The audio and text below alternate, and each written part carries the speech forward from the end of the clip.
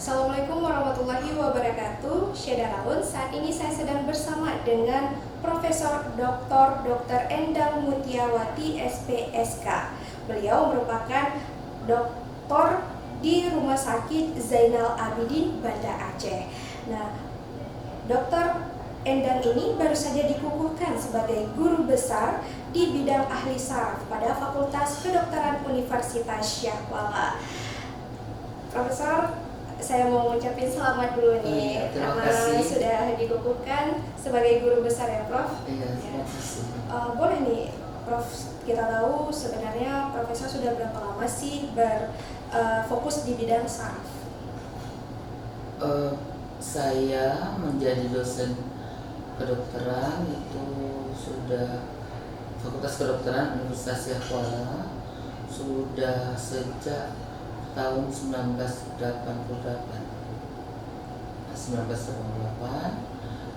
Mula-mula sebagai dokter umum, tapi sudah bekerja di bagian saraf.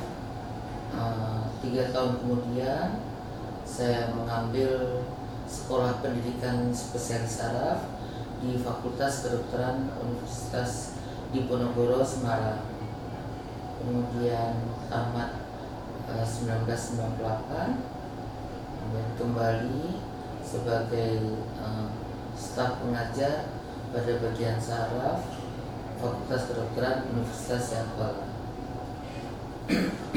Dokter, asalnya dia dari mana nih sebenarnya? Apa memang dari Banda Aceh atau mungkin dari lain? Ya, saya sejak kecil, sejak TK itu memang sudah di lingkungan kampus, karena orang tua saya itu bekerja sebagai dosen atau staf pengajar di Fakultas Teknik Sipil Universitas Syahwala. Jadi saya sejak kecil di Darussalam. Ya. Apa yang membuat Profesor tertarik untuk berada di dunia kesehatan ya? Sedangkan seperti Profesor jelaskan tadi, kalau orang tua Profesor di bagian teknik. Ya, bukan kesehatan dan pendidikan. Seperti kita ketahui bersama, memang saya tertarik dengan dunia pendidikan itu mencerdaskan murid-murid ya, secara langsung itu kita membuka wawasan murid, karena saya juga bersekolah kan mendapat wawasan dari guru-guru ya. Pada masa saya sekolah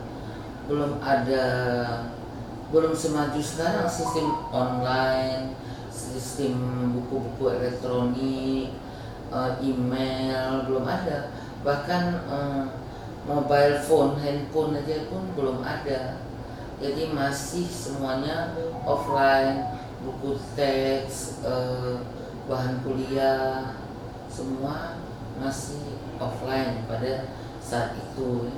Jadi kalau sekarang rasanya sudah rugi sih kalau ada pelajar-pelajar yang tidak bersekolah ya, karena kita dapat mengarungi dunia dengan pendidikan tersebut.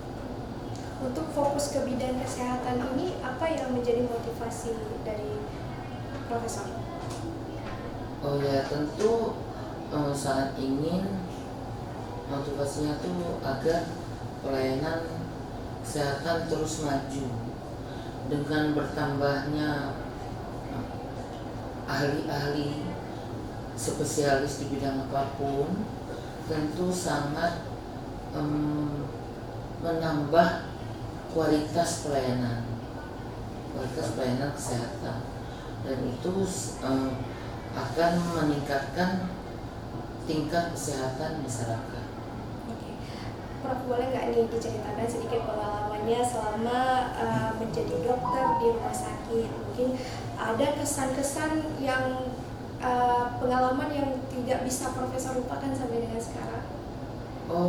Pertama-tama dulu dokter spesialis itu sangat kurang. Di awal-awal, sebagai contoh spesialis saraf itu satu Aceh hanya ada satu. Terus setelah kami pulang berdua atau bertiga. Tapi sekarang setiap kabupaten sudah ada sarafnya, bahkan bisa 2 atau 3. Karena kita pun di sini sudah melaksanakan pendidikan dokter spesialis saraf. Jadi sungguh sangat berbeda. Kalau dulu alat-alat penunjang kesehatan seperti CT scan kepala itu dulu belum ada. Terus MRI, magnetic resonance imaging, untuk melihat lebih detail kelainan-kelainan saraf di kepala itu juga dulu belum ada. Kalau sekarang sarana penunjang itu, penunjang diagnostik sudah hampir sama dengan kota-kota besar lain di seluruh Indonesia. Profesor, ini setelah mendapatkan gelar guru besar, kira-kira apa tujuan atau mungkin yang ingin Prof kerjakan ke depannya? Iya, pertama-tama tentu saya sub bidangnya itu adalah nyeri, ya, nyeri. Dan nyeri ini masih sangat terbatas pengetahuannya oleh masyarakat. Jadi masyarakat masih tahu nyeri secara superficial, tidak dalam. Dan itu tugas kita untuk mencerdaskan seluruh masyarakat agar berpengetahuan tentang nyeri, agar bisa agar tercegah, ya, dari efek-efek samping atau dampak-dampak dari nyeri yang merugikan kesehatannya. Nyeri ini itu ada yang mudah dipahami dan ada yang sulit atau belum dipahami secara maksimal. Jadi nyeri ini yang mudah dipahami itu contohnya misalnya kita teriris pisau, atau tangan kita kena pentul, atau terjepit pintu tangan kita. Itu mudah dipahami masyarakat bahwa ada jaringan yang rusak yang dialami oleh seseorang, kemudian karena kerusakannya tersebut maka timbullah rasa nyeri. Jadi nyeri ini merupakan sinyal bahwa ada jaringan yang rusak. Itu mudah dipahami dan masyarakat sudah memahami apa obatnya, obat-obat anti nyeri, walaupun tidak tahu secara banyak jenis-jenisnya, tapi masyarakat yang sudah sangat populer misalnya asamfenamat, ibuprofen atau natrium diklofenak itu sudah sangat dipahami masyarakat untuk menghilangkan rasa nyeri tersebut. Tapi ada rasa nyeri yang lain, yaitu rasa nyeri yang timbul karena kabel penghantarnya, misalnya jari kita teriris pisau, itu nanti ada kabel penghantar nyeri dari ujung jari sampai ke otak. Seperti misalnya kita kena api, itu cepat-cepat kita tarik refleks, refleks. Itu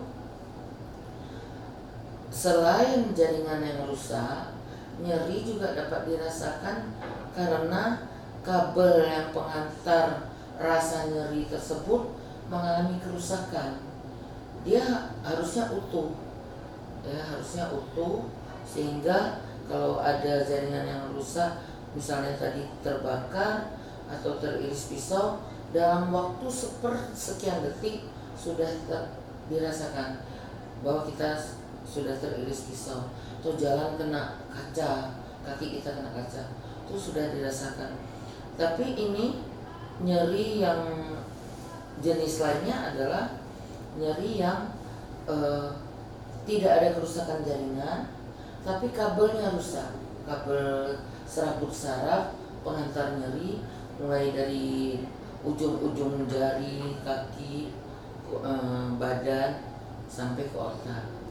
Dan itu dapat disebabkan oleh penyakit diabetes, kemudian kekurangan vitamin, ya, kemudian juga yang sering orang-orang bilang saraf kejepit, terus kayak apuy, bahasa daerahnya tuh kayak apuy. Itu adalah nyeri yang timbul akibat adanya kerusakan serabut saraf. Serabut saraf ini memang dia berjalannya rangsangan itu melalui aliran listrik. Jadi sel tubuh yang mengandung aliran listrik yaitu serabut saraf, otot, dan jantung. Itu 3 jenis, ya. Jadi aliran listrik ini jika dia mengalami kerusakan, maka dia akan konslet, ya. Untuk bisa timbul konslet butuh waktu. Bukan berarti tanggal 1 bulan 1 kita menderita diabetes, tanggal 1 bulan 1 langsung nyeri, tidak.